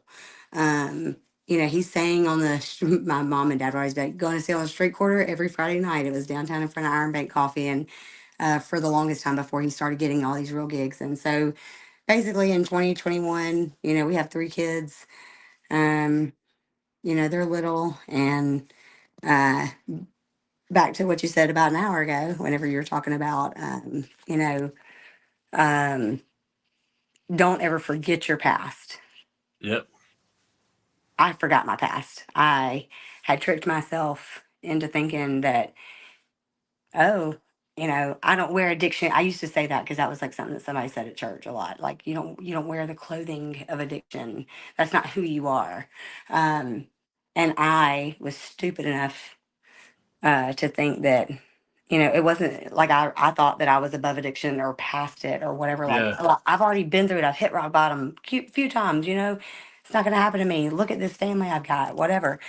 And I just go into these bars and grills and just internally dealing with a lot of things. I did not communicate with Tyler well at all. I wanted, and Tyler never did anything wrong. Um, Yeah. he would tell you differently. But Well, yes, because I mean, yeah, like, it's hard for a man to admit when he's wrong, mhm, but it's also hard to admit for a man to admit when he's right. yeah. You know, because that's just Now that's how Tyler we was right are. a whole lot. Tyler was Yeah. right a whole lot. I'm just like, but yeah, no, seriously, and this was a conversation that him and I had actually just a couple months before he passed. We actually had a 4-hour conversation. Um, Yeah. and I'm so grateful that we had that conversation. Uh, but but I go to these bars and stuff. I started to drink socially. Um, Hmm. the older I've gotten, the more children I've had, the things I've been through. And mind you, so at this point, we're only talking, this is in um, 2022, November of 2022. Tyler and I got married in 2019. So we've been married for a couple of years. We're doing life, whatever. Um, so it was around November of 2022. And uh, Tyler is full time music. He is like taking flights to go fly all over places, Yeah. and he is just Tyler Hates Life is coming to life for And what what was everybody his? told Well, him. I've listened to some of his music. What was his genre? Like, did he have Uh, like one yeah, specific genre? he would always pretty much say Christian rap, All right. um, and that's what it was. But it was with the platform of mental health, Yeah. and just life. I mean, that man could, and he did everything on an iPhone. Everything. He made his own hooks, beats, raps. He wrote all of his own stuff, and he could build a beautiful song. Just Yeah. lyrically intelligent. Um, in a day, in an hour, and he never left the house without his iPad or his iPhone. I mean, obviously his phone, but like he was so smart and always 1,000 steps ahead in terms of where he was going musically, and just as how he reached people. And so for us, the downfall was I started drinking. And Yeah. because, like I said, as I started to have more children, I used to be like super outgoing. And Yeah. like I said, life and things like that. I had done some healing, but just not enough. And I tricked myself. And Yeah. Yeah. You just yeah, found something that you knew that you had before that made you feel better, that made you feel yeah, good, and, yeah, and you thought that why not try it again? yeah. So I, So I that's what I happened. get And that. then November of 2022, it was after Eli had a ball game, and my mom took the boys. And I went and met Tyler at he was doing a house show for a birthday. And that was where it really started, the downfall. Yeah. Just, I love those people dearly. Uh, and it was not their fault. It was just, I couldn't handle it, but I thought I Yeah. could. And some people can. I just can't. And Yeah. so um, we started to hang out with certain people more and more. And um, Tyler and I were not in church. Our church had closed. We had stepped away from that church and then it closed down Yeah. several months later. Um, I was actually teaching, though, at a local church school. And that's how our girls came along with Bree and Selena.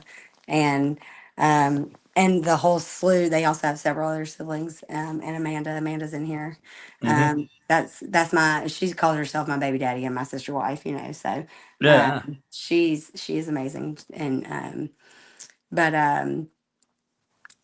so I'm teaching at this Christian school, teaching 10th grade, of these amazing kids that I still have so much contact with, and I love them so much. But so here now, it's almost like we have just 180'd, and I'm now living that double life again Yeah. that I worked so hard in my early 20s to get out of. And I had everything, and then I didn't realize it. I think all of us can agree, to any extent, like, you just don't realize what you have until it's gone, kind of Yep. thing. That's true. Yeah. And took so much for granted. And Um, and then sometimes you uh, and I can say this because I've dealt with it, and I'm probably gonna get emotional here, but Mhm. I've done some things in my life with my relationship currently, um, and she knows it, but I'm righting my wrongs with that, and it's hard for people to admit that we have those certain problems, you know, and it's hard to want to fix those certain problems, and I it all comes down, like you said, it's all about communication, you know, Mhm. and it takes talking to one another, and talking, especially, something that has to do with infidelity, or the way that you feel inside. Um, it's a hard thing to do, and it's you either do it or you don't, and then you reap the repercussions of not getting it fixed, you Mhm. know. So I sympathize with you, Yeah. because it's not relationships are not easy, ladies and gentlemen. They're not. Marriages are not easy, you know. Um, it's they're hard, and they're a struggle. My friends know, if there's anybody watching that knows me, they know the struggles I've been through with my wife, but I have a sense of that I know that she's who I need in my life, and she's helped me more than I could ever imagine. Her and my son. So I completely 100% know how you felt during that. Um, it's very hard to realize that. So Yeah. Yep.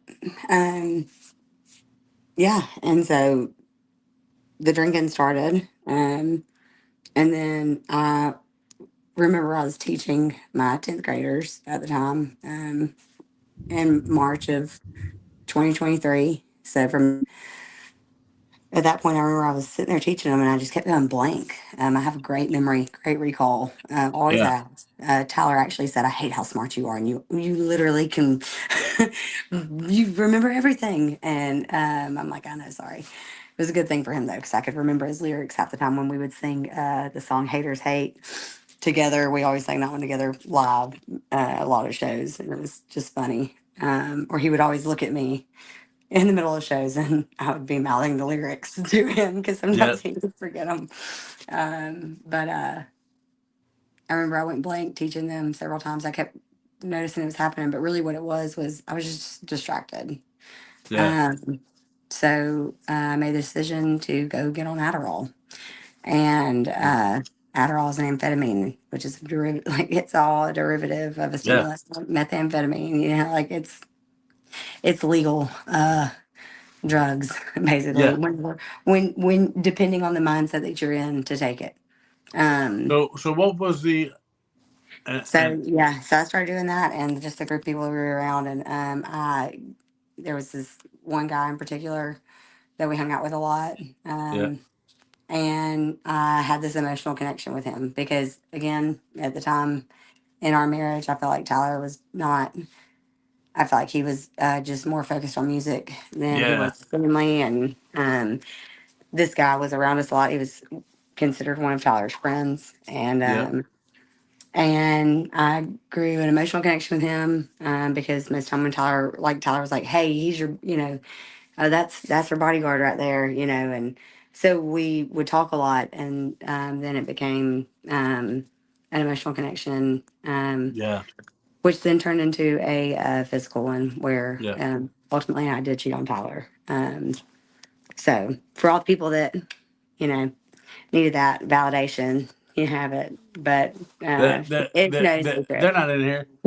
I know they're and not. and yes, those of you who are here, um, prior to Mallory coming on this week, I was messaged by two people, individuals, and they were kind of g- going a little harsh on Mallory because of her past and because of things that happened. But then I explained to them that that's what my podcast is all about, you know. Well, and that's what Mallory's story is all about. Mallory's story is what this podcast is all about. You know, it's all about sharing hope and positive energy through, like I said earlier, progress, not perfection. Every day you wake up, you make some type of progress if you want to. Whether that be backwards or forwards. You know, like Sil Lip said, transparency. We appreciate it, and like I told those two individuals, I said, maybe you should watch this podcast, you know, and b if you feel that way, maybe you should pray for your own self, and not just that, but you know pray for her, because it takes a strong person to come on a platform and and admit their faults, you know. But and like, haters are gonna hate. You know what I'm saying? Like Yeah, a Tyler, lot a that's lot of you. people, a lot of people hate to see people grow. And it's just it's terrible. And I told them, I was like, look, I'm not gonna tell her no. I'm not going to cancel the show because of the way that you feel. I told them both, you don't want to watch it, you don't have to watch it. It's not going to hurt me, because I feel 100% that probably somebody who was watching this tonight, or somebody who's going to be watching it later on, they're going to get something out of it, and you're going to help change their life, you know? So, I mean, that's it, through tragedy comes triumph, you know, Yeah. and that's really what this is about, you know. Um, it's and also it takes me back. I was born in a very religious upbringing. Takes me back to the group DC Talk, and DC Talk used to have a song called, when they still do, called "What If I Stumble," you know, and Yes. and I quoted that to both these individuals, talking about, we all stumble and we all fall, but guess what? We have a higher power. We have somebody there who's going to pick us back up, you know. Mm. Um, so, and that's the thing, everybody, no matter what you're going through, uh, talk about it, but don't talk about it. Try to be about it. Right. This world is so full of just mean people. Like, stop being mean, everybody. It's not cool. It's not cool to be mean, and it's not cool to be a hater. You know, and healing, and I'm learning this. Healing doesn't just happen overnight.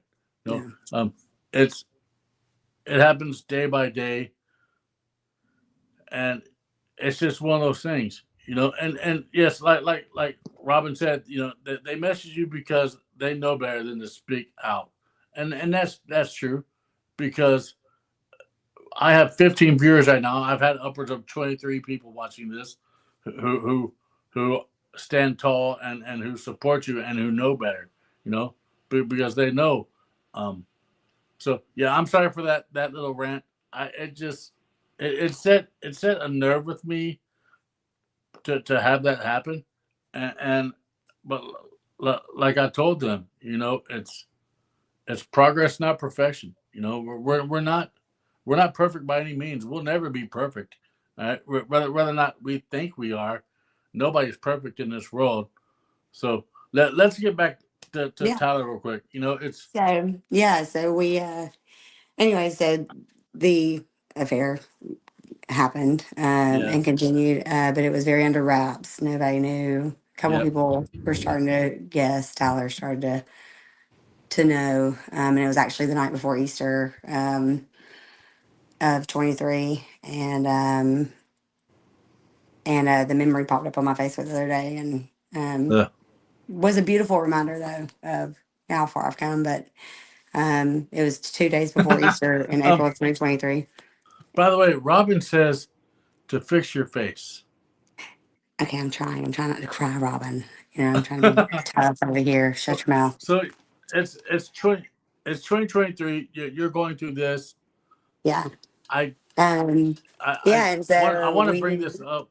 I want to bring this up because it's important, but and because it's starting to thunder really bad here. So I'm trying to get to uh, the end, and I, yeah, I hate to end it, but it's getting really bad.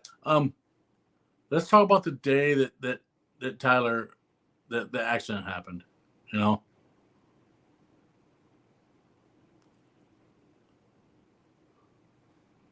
um,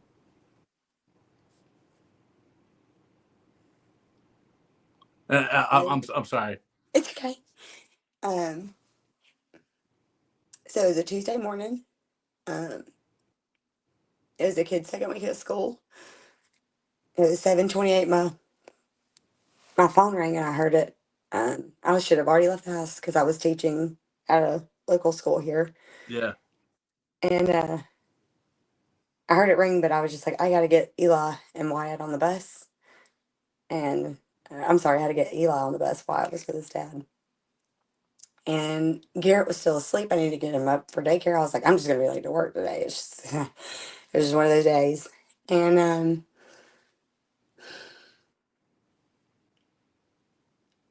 um, my phone kept ringing, and finally I picked it up. I saw the two missed calls, and it was my old boss from the church school that I had not spoken to her since I left, yeah. and one of my former teacher coworkers at that same school. And I had a missed call from each of them, and so I called my coworker back, or the former coworker. She's still one of my really good friends, and I was telling Eli, get your book bag, get your this, get your stuff. And I said, hey, did you call me? And she goes, her name's Shelly. Shelly Cook said, Mal, I need you to listen to me. Like, there's been an accident. Um, and Tyler didn't make it. I'm so sorry. I said, that's not funny. And I hung up the phone. I knew Yeah. she wasn't kidding. And I heard the bus pull up, and I remember looking at Eli, and I thought I was doing a good job at keeping it together. In that literally moment, split second moment. And I was like, all right, buddy, I love you. Have a great day. And I knew he saw the tears. And later, Eli did tell me, hey, yeah, you were crying. I knew something was wrong, but I didn't know what was going on. But I cried Hmm. a lot this last year with the Yeah. divorce. And so it wasn't a big deal for, I mean, Eli always worries about me, but, um, you know, it wasn't abnormal for me to cry. Yeah. Um, so I got him on the bus, and I just remember looking at his face, Eli's face, as the bus started driving off, thinking I'm about to ruin his life in a couple hours. And I Yeah. called Shelly back, and I was like, what happened? Where is he? What do you mean? What's going on? And so um,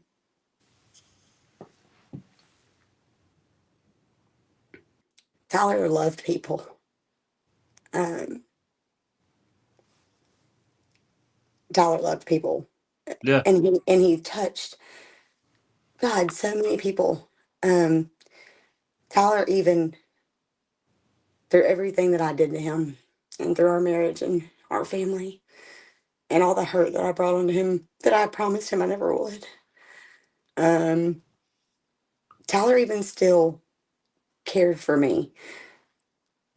I know that in his heart he loved me, and I don't say that because he's dead. I'd say that if he was still standing here today.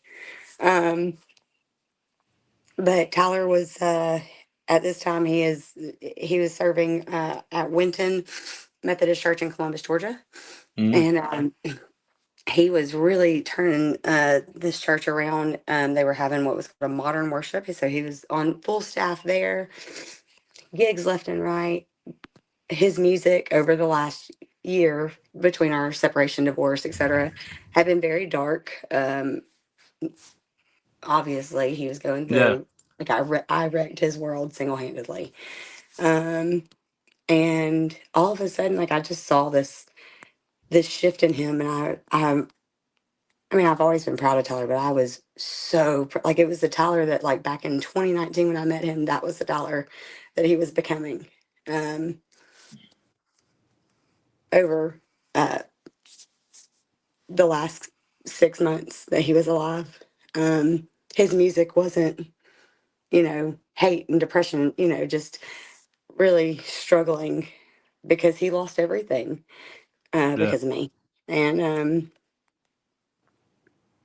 and all of like, he was just, his heart was healing, and he was engaged, and just he was doing so great. His music was coming back to Jesus, and his original platform and message, what he was so heavy about, with his faith, and standing out, not giving a crap about what anybody thought, and just loving everybody, and even forgiving me.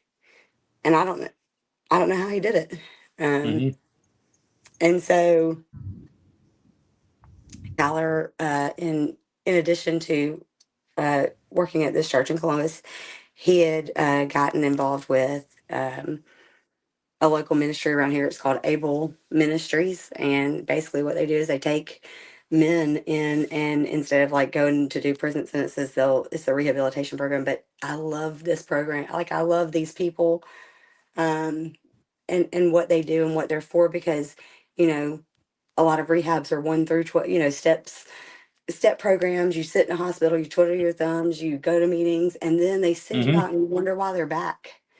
Um, and what Able does is, they not only do they take them in, house them, do the whole thing, and have just a wonderful, amazing program for these men, but they put them to work, and they give them a trade, and they teach them how to do things. Like, because they're also known as Able Electric, but they do everything. All right. Um, so Tyler, what they do though every morning at 5 a.m. is they lead worship, and Tyler had taken on the role of leading worship at Able, and he was so invested in Abel. That's why if you ever look up Tyler's music, it'll say Tyler Hates Life and Abel, Abel, to Yeah. worship. And that he was literally starting to transition a lot of his stuff to also give back to them and make that a part of it, because that's how much it meant to them. And he was touching all these guys' lives and just speaking to them. The boys would go with him sometimes Yeah. at 5 a.m. and they loved it. So Tyler hopped on his motorcycle the night before he passed. It was the boys, Eli and Garrett's first football practice of the season. And Mm-hmm. Tyler actually was supposed to have a gig that night. And we had an app, a calendar shared app. And so we always knew, not because we need to keep tabs on each other, it's just we just always had the calendar. So that way we knew each other's schedules and stuff like that. Yeah. And I had seen it on there. But Tyler forgot about it, and it wasn't my job to remind him, and that was really hard to break. But he messaged me at like 3 o'clock on Monday, the 12th, and was like, "Oh crap, I forgot I told one of the Able guys I would do the show. Da, da, da, da. I'm gonna miss Mm-hmm. their first freaking practice." And I'm like, "That really sucks," and I hate it, and they're really gonna miss you being there. And it was 2 hours later. I was pulling into the daycare to pick up Garrett, and he texted me and he was like, "Hey, Tyler has never in his life canceled a music gig ever, not or whatever anything music related. Never canceled it." And he was like, "Hey, I told them I'm not coming. I will be at their first football practice. We'll see you then." And he got to watch his boys play football. It was Garrett's first year of flag, and we got to stand there and watch Eli age up and be freaking amazing. And I was glad that we at least got that moment with him. Yeah. So, anyways, I got the call. Tyler had decided to ride his motorcycle that morning. He loved that freaking bike, and it was a Harley Davidson Sportster, and Tyler's a big guy, and that was not the biggest bike, but he just we'd always laugh at him. He'd be like, "This bike is too daggum small for me." But he decided to ride that morning. It was foggy, and deer had jumped out, and you know, Tyler didn't make it. Yeah. And so I got all the information in terms of what happened. He was headed to Able to get there, and um, so happened around 6:30 or so, or I'm sorry, 5:30 or so in the morning. I guess whenever somebody found him and all that, and so 2 hours later, I got the phone call, and so I was like, I need to know everything I can know. I was like, has anybody called his dad? And um, I was I'm very thankful for uh, Gary Yeah. and his wife Crystal, because I know where Tyler is so much of his daddy. It's funny, but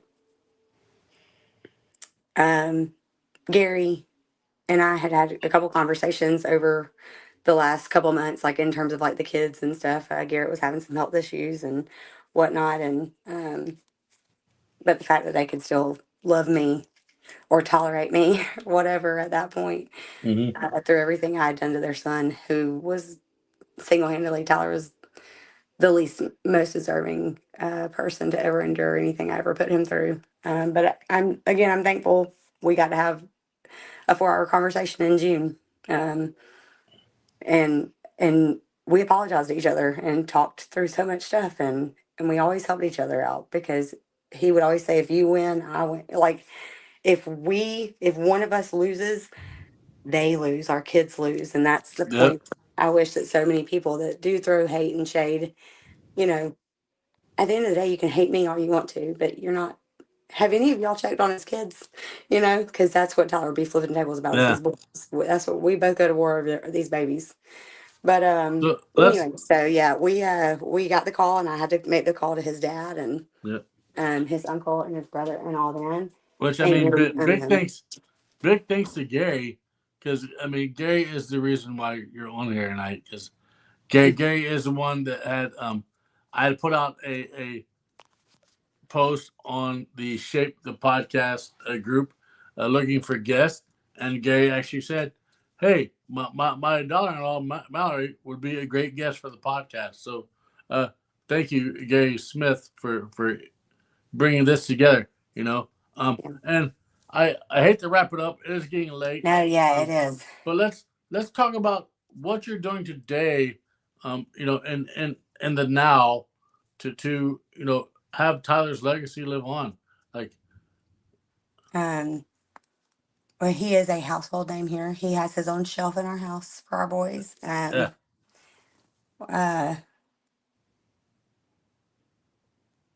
sorry. no, you're good. Take your time.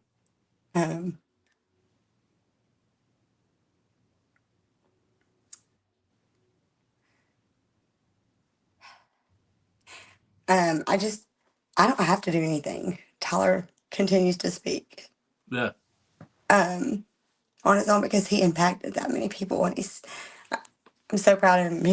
There's several songs that he always said 2025 was his year, and Tyler was actually nominated for a Dove Award.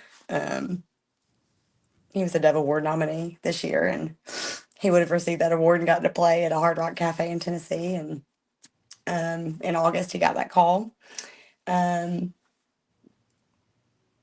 and basically, I mean, I don't have to do much. Tyler still does that on his own. He was just that yeah, powerful, that impactful. But I just I'm a firm believer, and you've said it several times. Just healing out loud. Just making sure that our boys know, like, hey, like I still look at them and I'm like, it's kind of a joke. Tyler and I share dark humor, and I'll be like, your daddy's gonna get you. Like, stop. And just letting them know, like, hey, you know, your daddy is always with us, and our 4-year-old Garrett, he can look at you, and a lot of people on here can have heard this little 4-year-old. My daddy lives in my heart. Um, Tyler traveled a lot when Garrett was a infant, and so we would always say, "Daddy's in an airplane." And so now, anytime I've never seen more airplanes in my life. Normally they say it's a red cardinal. We see those too, but for yeah, us, it's airplanes. I've never seen more airplanes than we do now, and uh, we that's their comfort, and I'm just so proud of these boys. I know I shared something on Facebook today about losing a parent, like from a child's perspective, too soon, and hmm um, because of Tyler and who he was and the man of God that he was, and just he didn't give a crap what anybody thought. He did his own thing, yeah, and I'm so so grateful that he instilled that into our children, because if they didn't have that, um, at least for even a little bit, they wouldn't be half of who they are, even in their young age. And I'm grateful for that. Um, but just because their daddy is an angel, that doesn't mean that we just, yeah. You move never on, forget. whatever. Yeah, Right. Or just because he was my ex-husband, it's like, a lot of people would be dancing on their grave. And, I feel like the more time that passes, um, it's just even harder because he's missing another birthday. yeah. Um, and so many Well, people. he's not. He might be physically missing it because he's not there, but he's there. Yeah. And I And say that so to the boys all the time, for sure. and Yeah. he knows right now that you're doing this tonight. You know, so let's everybody, if you haven't checked out uh, Tyler Loves Hate, you can check him out. His music, it's still out there, and give it a listen. And just know that it comes from a place of love. A place to where um, you know that there was feeling and thought behind it all. But before we wrap up here, hey, I would like to just thank you for coming on. You know, um, you've helped touch my life a little bit, so I appreciate that. Um, and you've touched a lot of lives in this podcast, because I see it by the comments, you know. And by the way, um, what about Taco Bell? Oh God, Tyler loved Taco Bell. All That right. was his thing. And that was the last thing he said to Amanda. The last she saw him a couple days before, Uh, and so that's what he was like. Is this pastor almost done? Because I'm ready to like wrap this up and go to Taco and Bell. yes, and yes, Amanda, this podcast is almost done as well. It's wrapping up right now. But before I let you go and before I end the show, I always like to ask my guests this: if there's something that you could tell somebody out there right now who might be going through the same thing that you went through, or it's just dealing with life in general, on the bad. Um, what's something that you could tell them to help them out? I mean, you've said a lot, but what's one thing that really can hit home with them to let them know that they're not alone in this fight? Um, a lot of times people will say like, surround yourself with people. You don't want to surround yourself when you're isolated. I get that. Yeah, So um, I guess the one thing that I would always say is that the best accountability that you can ever have is in yourself, and you have to love yourself. You have to trust yourself, and whatever healing may look like for you, however that may come for you, you have to find that first. You have to find your value. If you don't know your price tag, your face value, and just how worthy you are of living or being here, or knowing just how worthy you are, no matter what mistakes you've made or how many times you messed up, there's always tomorrow. And yeah. and I'm so grateful for the opportunity to share this podcast, and that Gary entrusted that with me. And um so, you're looking at the person that, that's messed up more times than I could ever count, and I'm still probably going to get it wrong a couple more times. It happens. That's life. You know. But find your why. My mom always said that. She said your boys are your why. Yeah. And I knew what that meant, but you have to find your why. Why are you here? And everybody has a why. You just have to find we, it. we all have a purpose in life. Well, For sure. thank you, Mallory, for coming on. Thank you to the people that stuck around. No, normally my podcasts are not this long, but I did tell Mallory that I don't have a time crunch. And I always let people tell their stories. And I we normally go on at 8 p.m. Eastern Standard Time. So I do invite everyone back here in 2 weeks at 8 p.m. Eastern Standard Time to hear another awesome story of an individual who is sober, um, and somebody who I know in the bearding community. But yeah, thank you everybody for tuning in. I'm gonna kick Mallory. I'm gonna kick you to the back, but I'll be with you in a moment. Enjoy my green room. There's snacks back there. There's sodas. There's all that good stuff. But thank you for coming on. Good deal. Thank you so much. Thanks. Well, y'all, that is it. As the thunder rolls behind me, and as I can hear the rain pouring down, um, thank you all for joining me tonight. I greatly appreciate all of you. Those of you who are watching on YouTube, which a lot of you are, if you would, please like and subscribe to my YouTube channel, to this YouTube channel. That would help the outreach of getting more people to know that they're not alone. They can do it. All it takes is one. Um, and I hope that one person tonight got something out of this podcast. I know I did.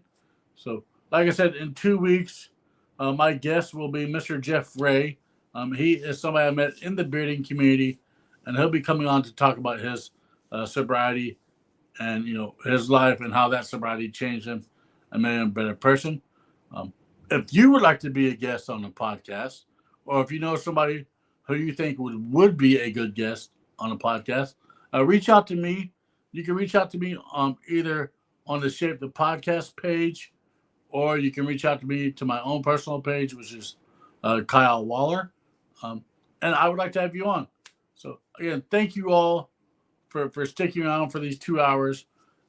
If you're going through something, please reach out, talk to somebody, because it's better to have you 6 feet above than 6 feet below. All right. Have a great night, y'all. See you in 2 weeks.